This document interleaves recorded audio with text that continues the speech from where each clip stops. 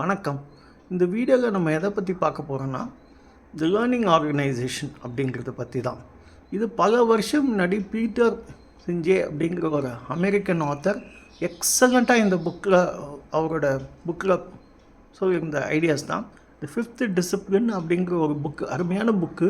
பல வருஷம் 15 வருஷம் 20 வருஷம் ஆச்சு. ஆனாலும் இன்றைக்கும் அதில் அந்த புக்கில் சொன்ன பல கருத்துக்கள் இன்றைக்கும் மிக மிக அருமையாக இருக்கின்றது. அது எப்படிங்கிறத பார்க்கலாம்.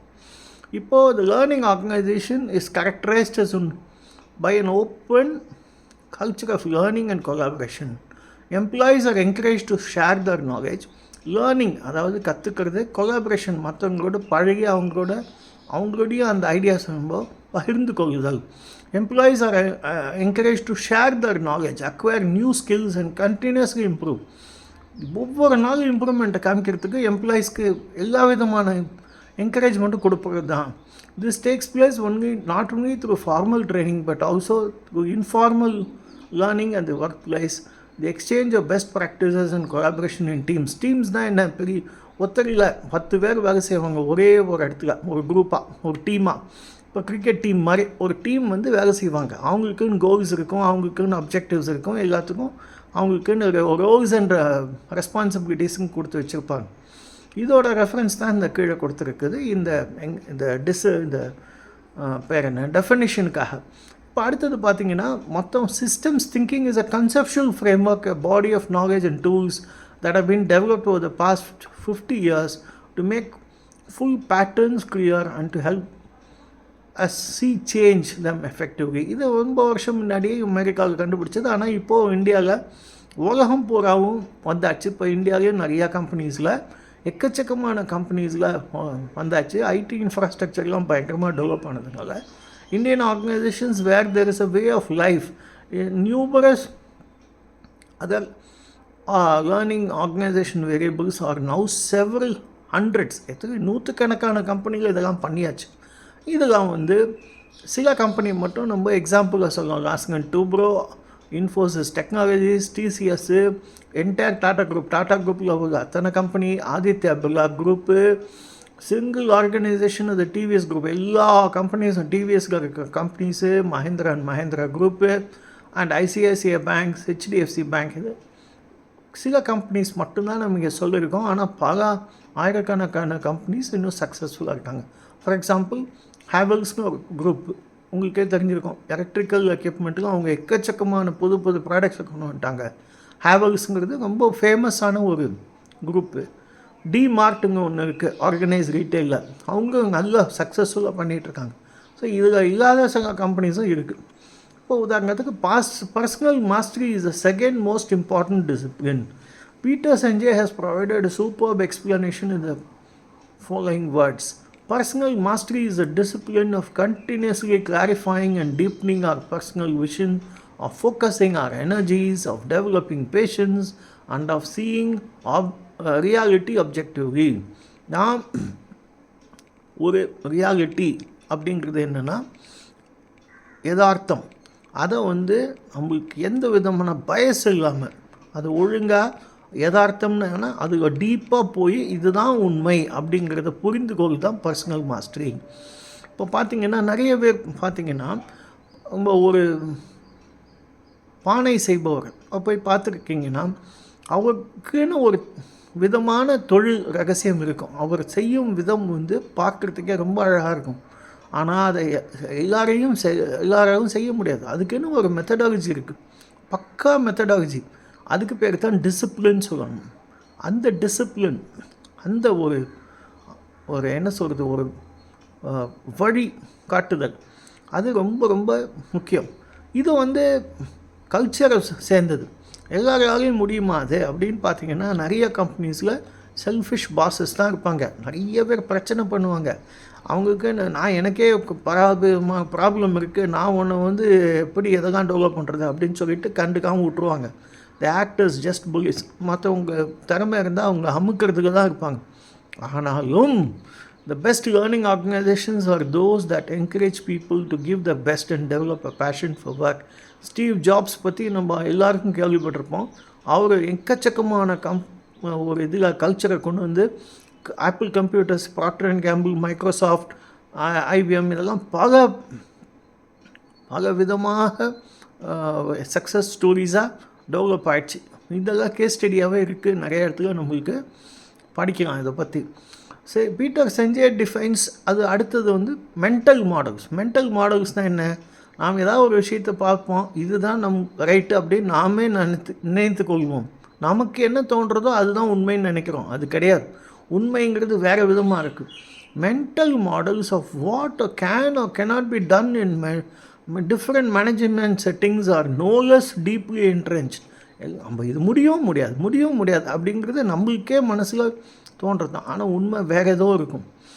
Many insights into new markets or outdated organizational practices fail to get put into practice because they conflict with powerful tacit mental models. இப்போ ஐடிசி எடுத்துக்கிட்டிங்கன்னா அவங்க பிஸ்கெட்டுக்குள்ளே வந்துட்டாங்க. இப்போது கீழே இப்போ வீட்டில் உள்ள இந்த ஃப்ளோர் க்ளீனிங் சொல்லுவாங்க. அதாவது தரையை பெருக்கி தொடச்சி இது பண்ணுறதுக்குன்னு ஒரு ப்ராடக்ட் ஒன்று வந்துட்டாங்க. எக்கச்சக்கமான புது ப்ராடக்ட்டுக்கு வந்துட்டாங்க. எப்படி வந்தாங்க? அவங்களுக்குன்னு அந்த மென்டல் மாடல்லாம் பிரேக் பண்ணி அவங்களுக்கு எக்கச்சக்கமான ஸ்ட்ரென்த்ஸ் ஆல்ரெடி இருக்குது. அதனால ஐடிசியால் இந்த மாதிரி மென்டல் மாடல்ஸ் எல்லாத்தையும் பிரேக் பண்ணி சக்ஸஸ்ஃபுல்லாக வர முடிகிறது. இதுதான் நிறைய சக்ஸஸ்ஃபுல் கம்பெனிஸ்க்கும் அடுத்த சக்ஸஸ்ஃபுல் இல்லாத கம்பெனிஸ்க்கும் வித்தியாசம். இப்போ பார்த்தீங்கன்னா ராயல் டச்சுங்கிற கம்பெனியை பற்றி அந்த புக்கில் போட்டிருக்கு. அவங்களுக்கும் நிறையா மென்டல் மாடல்ஸ் தப்பாக இருந்தது. ஆனால் அதை வந்து இன்ஸ்டிடியூஷனல் லேர்னிங் அப்படிங்கிறாங்க. Whereby management teams share their change their shared mental models of the company, their markets and the competitors எல்லாத்தையும் பேசி ஒரு மாதிரி ஒரு ஐடியாவுக்கு வராங்க. ஓகே, இதுதான் செய்யணும்னு. We think of planning as learning and of corporate planning as institutional learning. அதாவது நம்மளுக்குன்னு ஒரு மெத்தடாலஜியில் செய்கிறது தான் அது இன்ஸ்டிடியூஷனல் லேர்னிங் தான் எல்லாமே வருது. பிளானிங்கும் அது கீழே கொண்டு வராங்க, கார்ப்பரேட் பிளானிங்கும் அப்படி கொண்டு வராங்க அப்படின்னு அந்த கம்பெனியில் உள்ள ஒரு பெரிய எக்ஸிக்யூட்டிவ் சொன்னதாக பீட்டர் செஞ்சே சொல்கிறார். இப்போது பீட்டர் செஞ்சே சொன்ன மாதிரி நிறையா கம்பெனிஸ் இந்தியாவிலையும் இருக்குது. Even the best conglomerates such as the Tata Group and the Aditya Group have taken tough decisions. எல்லாமே வந்து உடனே ரொம்ப க்ரோஸியாக இருக்காது. சில பிஸ்னஸ்லேருந்து வெளியில் வந்து தான் ஆகணும். செல்ஃபோன் இண்டஸ்ட்ரியிலேருந்து டாடா குரூப் வெளில வந்துட்டாங்க. டாடா டொக்கோமோன்னு ஒன்று இருந்தது, அதை வெளியில் வந்துட்டாங்க. சந்திரசேகரன்கிற ஒரு சீஃப் எக்ஸிக்யூட்டிவ் ஆனால் அடுத்த நிமிஷமே அதுலேருந்து வெளியில் வந்துட்டாங்க. வேண்டாம், இது வந்து பிரயோஜனம் இல்லை அப்படின்னு சொல்லிட்டு அந்த பணத்தை கொடுத்து, அந்த ஜப்பான் கம்பெனிக்கு பணத்தை கொடுத்து அந்த இதை செட்டில் பண்ணிட்டாங்க. அப்புறம் ஆதித்யா பிர்லா குரூப் என்ன பண்ணாங்க? ஆர்கனைஸ் ரீட்டெயில்னு ஒன்று இருந்தது, எம்ஓஆர்ன்னு கேள்விப்பட்டிருப்பீங்க. அதையும் விற்றுட்டாங்க. வேண்டாம், இதில் நம்மளுக்கு ஒத்து வராது அப்படின்னு சொல்லிட்டு. Extremely important as well when institutional learnings starts playing out in the real world. அதாவது இன்ஸ்டிடியூஷனல் லேர்னிங் தான் கொஞ்சம் நாள் முன்னாடி பார்த்தோம். மென்டல் மாடல்ஸ்லாம் ஒவ்வொன்றும் வந்து இதுதான் ரைட்டு இதுதான் தப்புன்னு ஒவ்வொருத்தராக நினைக்கக்கூடாது. எது ரைட்டு எது தப்புங்கிறது டாப் மேனேஜ்மெண்ட்டோட பேசி எக்கச்சக்கமான டிஸ்கஷனுக்கு அப்புறம் ஒரு டிசிஷன் வரும்போது அதுதான் நடக்கும். இதை தான் வந்து இன்ஸ்டிடியூஷனல் லேர்னிங் சொல்கிறாங்க. அடுத்தது பார்த்திங்கன்னா நம்பர் 5 பார்த்திங்கன்னா அந்த சம் டோட்டல் வந்து என்றைக்குமே வந்து ஒருத்தர் தனிப்பட்ட மனிதனால் சாதிக்க முடியாததை ஒரு டீம் தான் சாதிக்கும். எக்கச்சக்கமாக நல்ல விதத்தில் சாதிக்கும். இதுதான் வந்து எல்லா கம்பெனிஸ்க்கும் பொதுவான ஒரு ஐடியா. இதுதான் டீம் லேர்னிங் அப்படின்னு சொல்கிறாங்க. இதுதான் 5வது டிசிப்ளின் சொல்கிறாங்க. இந்த பீட்டர் செஞ்சே என்ன சொல்கிறார்? Dialogue is very important. He has recorded that it often happens in American Indian நம்ம பசங்க அங்கே போய் அமெரிக்காவில் ஸ்டார்ட் பண்ணுற கம்பெனிஸ் எல்லாத்துலேயும் இந்த மாதிரி டயலாக் அண்ட் டிஸ்கஷன் எல்லாம் நிறையா நடக்குது அப்படின்னு அவர் அந்த புக்லேயே சொல்கிறார். He goes on to emphasize the discipline of dialogue also involves learning how to recognize the patterns of interaction in teams that undermine learning. The patterns of defensiveness are often deeply ingrained in how a team operates. If unrecognized, they undermine learning.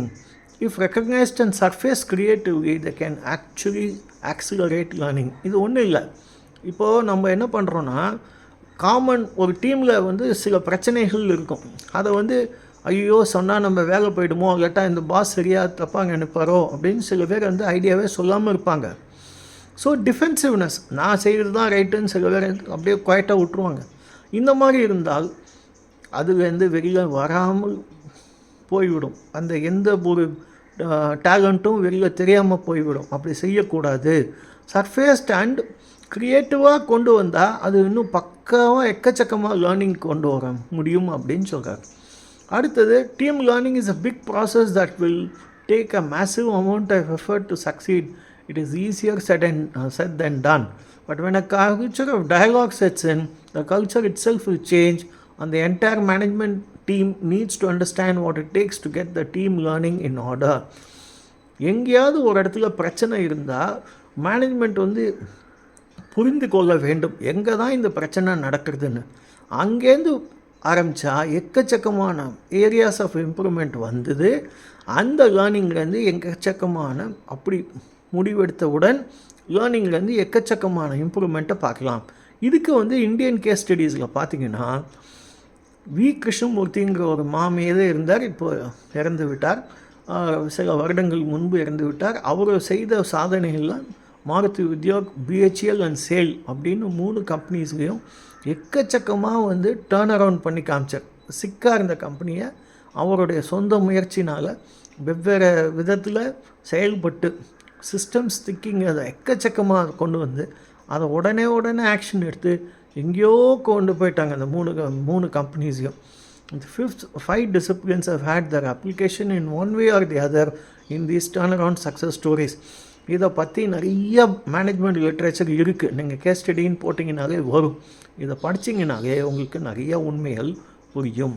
இதுதான் learning ஆர்கனைசேஷனோட some and substance. ஒரு குறிப்பிட்ட சில ideas மட்டும்தான் எடுத்திருக்கோம். அந்த book ரொம்ப பெரிய book. சில ஐடியாஸ், மற்ற ஐடியாஸ்லாம் வெவ்வேறு வீடியோவில் டிஸ்கஸ் பண்ணலாம். இந்த வீடியோ உங்களுக்கு பிடிச்சிருக்கும்னு நான் நினைக்கிறேன். இதை தயவு செஞ்சு மற்றவங்களோட ஷேர் பண்ணுங்கள், இதை லைக் பண்ணுங்கள், நம்ம சேனலுக்கு சப்ஸ்கிரைப் பண்ணி ஆதரவு கொடுங்க. மிக்க நன்றி. தேங்க்யூ.